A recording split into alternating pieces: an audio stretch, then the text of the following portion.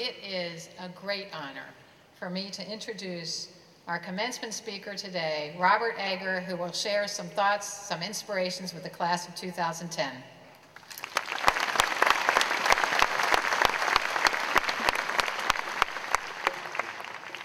Hey everybody. I gotta tell you, man, for a guy who barely graduated high school, this is as good as it gets. Hey man, proud parents, brothers and sisters, alumni, board of trustees, faculty, and most importantly, class of 2010. It is an extreme honor to be invited to speak with you all today. This is kind of an alpha omega moment because I was lucky enough to speak to the students when they first came here as freshmen. And I've gotten to know so many of them over the years. Now, people have asked, and I think many assume, that the subject of my speech today, given the work I've done and given my relationship with the school, will be somewhat in the nature of asking the students to give back. But I'll be honest with you, that's the last thing I'm going to do for the class of 2010. And if I may explain why. One last little pop quiz.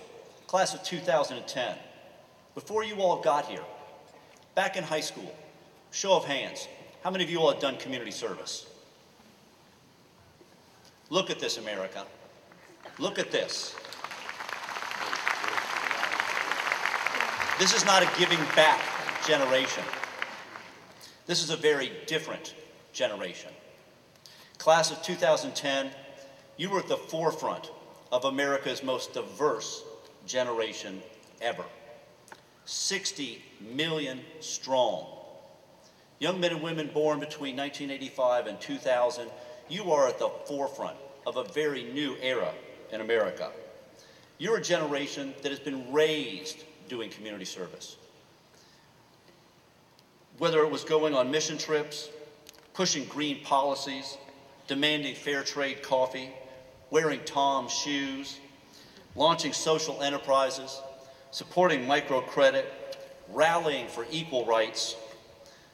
You all have, since the day you walked through this school, been redefining the whole concept of what it means to do good work. You didn't need an instruction manual when you came in. In fact, you set out from the very day you got here to rewrite the rules of what it takes to do good work and make your mark. And look at what you've created since you've arrived.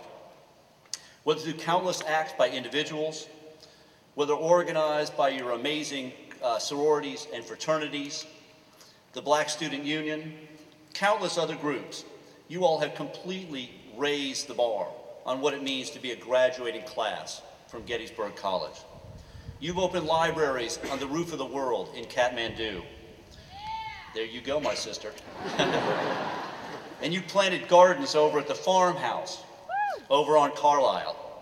You did service trips to help rebuild the Gulf, and you worked side by side with residents of the San Carlos Indian Reservation, as well as citizens of Gettysburg's sister city, Leon, Nicaragua. And if I may be so bold, through the campus kitchen, my favorite of all. You all have delivered 10,000 meals to people in Adams County. You deserve an amazing round of applause for what you've done.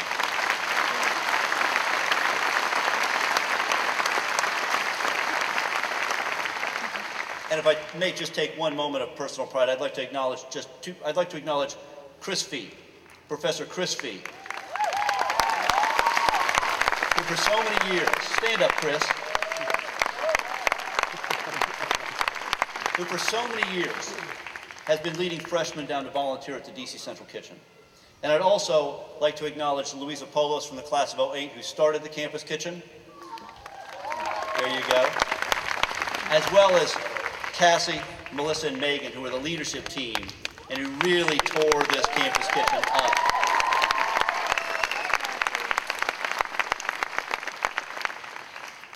Not since World War II has a generation answered the call to service in the numbers as this generation. Now, granted, the stakes have not been as high for them personally, but the stakes for our country have never been as high. Some would call you Generation Next. I must respectfully disagree with that timeline. From where I stand, looking out over this group, having worked side by side with many of you, your generation now. This country needs you now. This world needs you now. You are months of the first of a generation to hit the beachhead, almost kind of a national Normandy. Behind you are millions, your younger brothers and sisters, your generational peers, who are looking for you to break new ground, to go where others have not. And they're looking for the same things you are down the road, a bright future and a good job. Now, some of you harbor dreams of attaining great individual wealth, others helping to spur great social movements. My advice to you today, sometimes people think these are mutually exclusive. You can do both, and dare I say you must. You are a generation, if I may be bold enough to generalize, that seems hell-bent on merging spirituality, lifestyle, and income, saying in effect, I don't want to choose. I want to do both. Nonetheless, you want to make a living, and that's important. This is a tough world you're going out into, and you do have to find a job that allows you to make that. But the reality is, there's something new out there, and you've been exploring it, inch by inch, step by step. This new hybrid business, this notion that you, again, can do good and make wealth at the same time. In too many of our graduations across America, what we're asking of your generation is to choose, saying in effect, after almost spending 10 years of your life doing community service, in school after school, and commencement address after commencement address, speakers are all but saying, today you must choose. Do you want to be a .com or do you want to be a .org? Do you want to do good deeds or do you want to make money? Defy that. Boldly go forward with this idea that you can do both. That's what our country needs. It is every generation's right to redraw the map, to rearrange the order of things, and to create new rules. That's what people are dying to preserve as we speak. That's what people come to these battlefields to commemorate. And it's what makes America, even today, the greatest, richest, freest country in the world. The fact that each generation has the freedom, opportunity, and obligation to do better, be bolder, run further, and push harder. That's what's expected of you, class 2010. It's what America needs. So brothers and sisters, tear into that freedom. Drink it up like you would a $2 Friday night special down at Pitcher's. Lift up your crunk cups, and that's crunk signing, sister. Lift up your crunk cup and guzzle every last drop down and roar out of this school like Billy Bullitt was at your back and light this country up.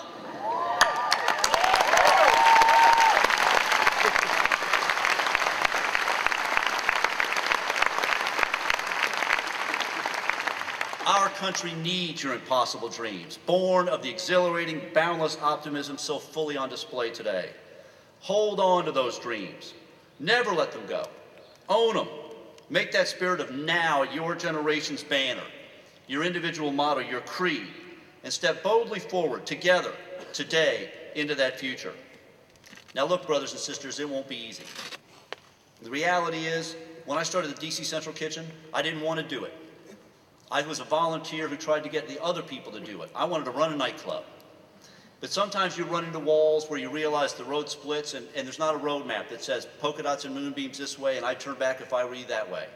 Sometimes you got to take that leap of faith. But I'll tell you, we all can't be amazing athletes like your classmate Karen Epstein. Karen's one of those women who runs far and runs solo. Most of us need running buddies. And that's what I'd like to kind of really wrap things up to talk about. People oftentimes come to this valley and they think about the Civil War, but they don't realize that long before there, this valley was a conduit for the Underground Railroad. Down this valley, people came looking for just a safe harbor overnight where they're on their way north to freedom. Now, what's oftentimes forgotten about the Underground Railroad, and one of my favorite little parts of it, was the secret password. Again, when you were looking for a safe place, the secret password, knock, knock, knock. Who is it? It's a friend with friends. And that's what I'd like to close with today. You'll never go further than you can with a friend by your side. Now, today's one of those days for many of you all. I urge you to stop and think for a moment about the friends you had coming up. The people who braided your hair, did double dutch with you, friends you rode bicycles with, the young guys you threw the baseball with, those young men when you imagine when this day seemed a million miles away. Think of them. They're probably off graduating somewhere else, and some you might not have seen in a long time. Reach back out to them. Reconnect. Let them know how important they are to you. The friends you were made in this class are some of the best friends you're ever going to have throughout your entire life.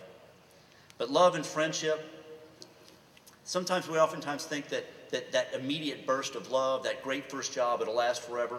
All those things dissipate if you don't work at it, if you don't nurture those friendships.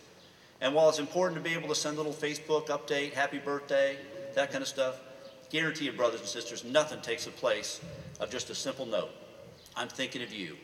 You're important to me. There's going to be times in your life where you will run up against the wall. People will look at the idea that you've thought long and hard that you know will save the world, and they'll say, no, thank you very much. And you'll need those friendships to help you steel yourself for the inevitable disappointment. And the courage it's going to take at times to really surge forward and not give up on those dreams. And again, let me reemphasize, America needs you to hold on to the optimism, the glorious optimism of youth. Never, ever let it go. Don't think you have to trade that for a paycheck, brothers and sisters. You can have both. This is what this country has always been about. It's the glory of this country. Every generation gets a chance to go out and redefine the rules. Again, that's your birthright. I'm part of a generation 80 million strong that's getting old every day. 10,000 people turn turn 60 every single day in America. I know you're probably thinking I'm going to go in the birthday candle business, and you wouldn't be wrong. But I'll tell you, in all honesty, we need you all to redefine the whole concept of what it means to live a good life, what it means to be a Gettysburg grad. So today, brothers and sisters, go forth. Be daring, be brave, be respectful of convention, but impatient with process. Be a friend with friends. As Conan O'Brien said, work hard and be kind. You'll be amazed what it does. Make your school proud. And when you make it big, make sure to tell Jon Stewart he can kiss your diploma.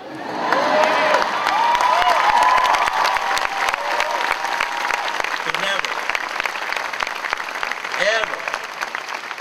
never, ever, class of 210, stop believing in your ability and this country's promise. Good luck, class of 210. Rock the world.